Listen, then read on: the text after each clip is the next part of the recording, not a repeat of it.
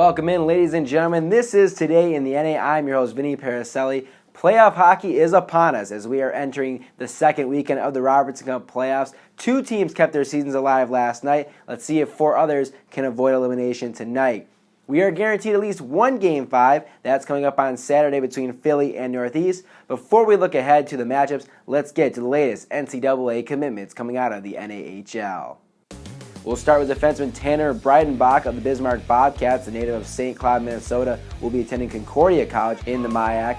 Breidenbach had a pair of goals and 4 assists in 41 games played this season. In his 92 career NAHL games, he had 4 goals and 14 assists. Ryan Burnett of the Shreveport Mudbugs has committed to SUNY Geneseo. The forward from Brighton, Michigan has 16 goals and 26 assists for 42 points in the regular season. The NAHL top prospect has been great for the Bugs so far in the postseason as he has 4 points in the 3-game series thus far. Derek Hammer of the Brookings Blizzard is headed to the University of Wisconsin-Eau Claire. The forward from Savage, Minnesota had 12 goals and 20 points this past season in 48 games. In his 112 career NAHL games, Hammer scored 19 goals and had 43 points. We've got a pair of Junior Blues players making college plans. First up is Dylan Raw from Aurora, Colorado. The forward started the year with the Roadrunners in Topeka before being traded to Springfield. Playing 61 games this season, Raw collected 8 goals and had 13 assists. So far in the playoffs, Raw has an assist in 2 games against the Jets. Junior Blues leading scorer Ethan Stewart has made a commitment to Ferris State University. A 3-year NAHL veteran, Stewart had his best season in the NAHL as he scored 17 goals and added 30 assists. The Midwest top prospect dazzled scouts in Plymouth, Michigan as he scored 3 goals in 2 games. Let's break down the current playoff picture. No one is through to the division finals just yet, as in the Central Division we are all tied up between the Wings and the Minotauros. Aberdeen exploded for a 6-goal second period in Game 1. That included a hat trick from Jonathan Bendorf. But the Toros responded by blanking the Wings for a Game 2 victory. The series shifts to Minot, where the Minotauros look to take advantage on home ice. The Minnesota Wilderness return home and need to win to keep their season alive. They're having plenty of trouble finding the back of the net as they have scored just 2 goals through the first 2 games of their series with the Austin Bruins. The Bruins picked up a 2-1 win in Game 1 and a 3-1 win in Game 2. Lane Krenzen leads all Bruins with 3 points so far in the postseason.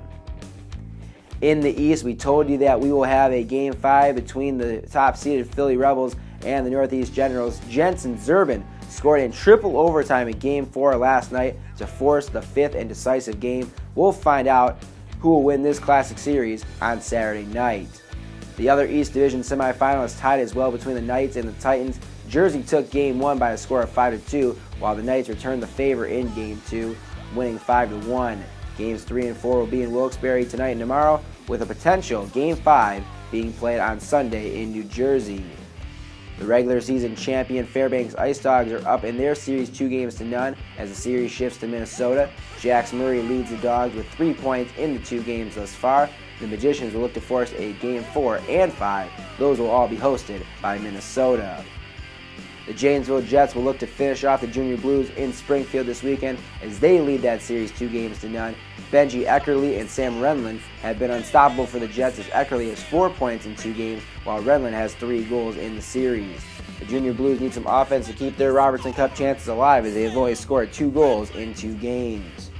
In the South, the Jackalopes are on the brink of elimination as they have dropped their first 2 games to the Lone Star Brahmas. They lost 3-1 in Game 1 and 2-1 in Game 2, so both games have been competitive. It's just solving that puzzle that is Mitchell Gibson. That is very difficult. If Odessa can survive on Friday, they'll host Game 4 on Saturday, and if necessary, the final Game 5 will be back in Lone Star on Monday night. Last night, the Corpus Christi Ice Rays extended their season another night as they trounced the Shreveport Mudbugs 5-1.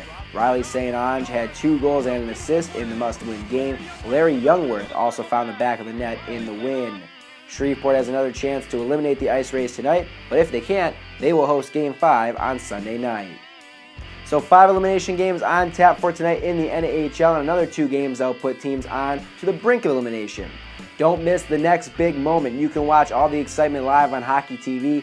Follow the NAHL Robertson Cup playoffs on Facebook, Twitter, Instagram, and Snapchat. You can find us at NAHL Hockey.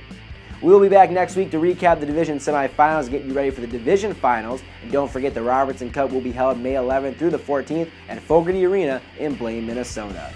Start making those plans now. Go to robertsoncup.com to book your hotel and rental car. Tickets for the event will be available soon. Thanks for watching today in the NA, everyone. My name is Vinny Paracelli. We'll see you all next week.